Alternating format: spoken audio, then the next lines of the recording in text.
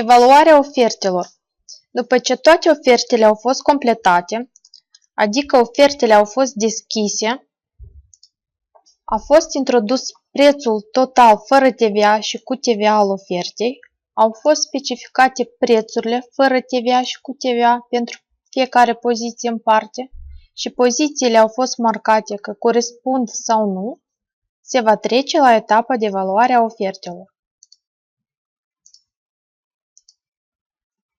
Pentru a facilita procesul de evaluare a ofertelor, sistemul dispune de o interfață de evaluare. Această interfață se găsește în fila Decizia. Fila Decizia conține mai multe subfile, care sunt utilizate la diferite etape de evaluare. La prima etapă se va efectua evaluare pe documentele și cerințele de calificare obligatorii. Pentru aceasta, în fila Decizia, vom selecta subfila Evaluări pe documente.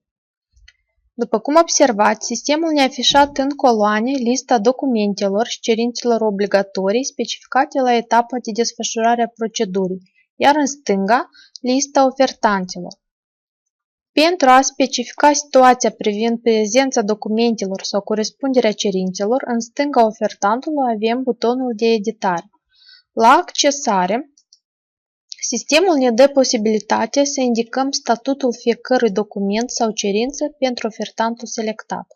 Specificăm pentru fiecare cerință sau document, după care salvăm. După ce am realizat acțiunea dată pentru fiecare ofertant, etapa de evaluare pe documente și cerințe de calificare a luat sfârșit. După evaluare pe documente și cerințe, urmează să efectua evaluarea după caracteristicile tehnice. Pentru aceasta, vom accesa fila cu același nume.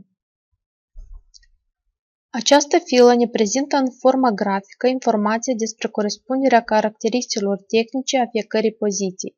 Această filă reflectă informația introdusă de dumneavoastră în fiecare ofertă și simbolurile grafice indică faptul dacă poziția respectivă corespunde sau nu corespunde caracteristicilor tehnice. Dacă se depistează că informația prezentată de sistem nu corespunde realității, urmează să vă reîntoarceți la oferta respectivă și să o corectați.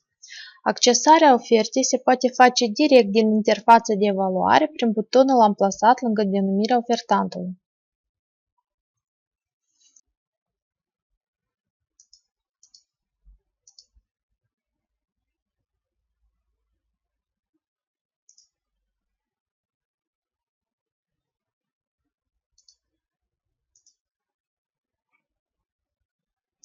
Următoarea etapă este evaluarea după sumele ofertelor. Ca și în cazul evaluării după caracteristicile tehnice, interfața dată prezintă informația introdusă anterior pentru fiecare ofertă în parte. Acum putem observa prețurile fiecărui ofertant pe fiecare lot și poziție în parte. După cum puteți observa, sistemul ne prezintă nu numai prețurile, dar și alte informații. De exemplu, în paranteze avem indicat locul după preț a poziției sau lotului respectiv, iar cu verde este marcat lotul care se află pe locul întâi. Cu roșu sunt marcate loturile sau pozițiile care au fost marcate că nu corespund cerințelor tehnice. Ca și în cazul evaluării pe caracteristicile tehnice, dacă se depistează că informația prezentată de sistem nu corespunde realității, urmează să vă reîntoarceți la oferta respectivă și să o verificați și corectați.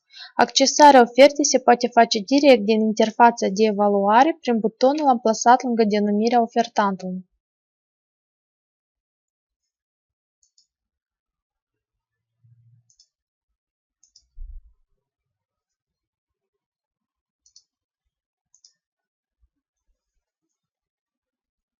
Ultima etapă de evaluare este evaluarea conform factorilor de evaluare.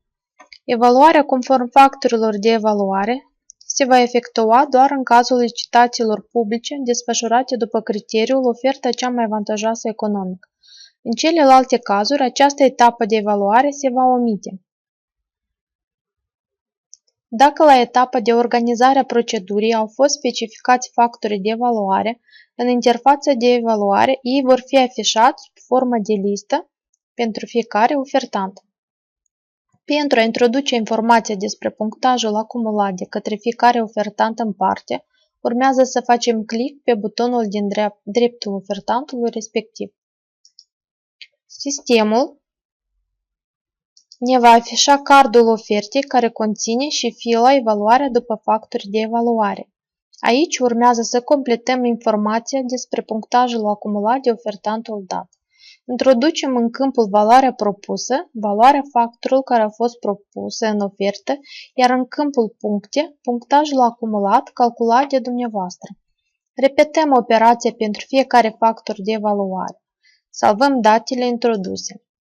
Operația se repetă pentru toți ofertanții înregistrați în sistem. Procesul de evaluare a luat sfârșit, dar la necesitate putem să revenim de câte ori este nevoie pentru a consulta datele evaluării în scopul luării deciziei.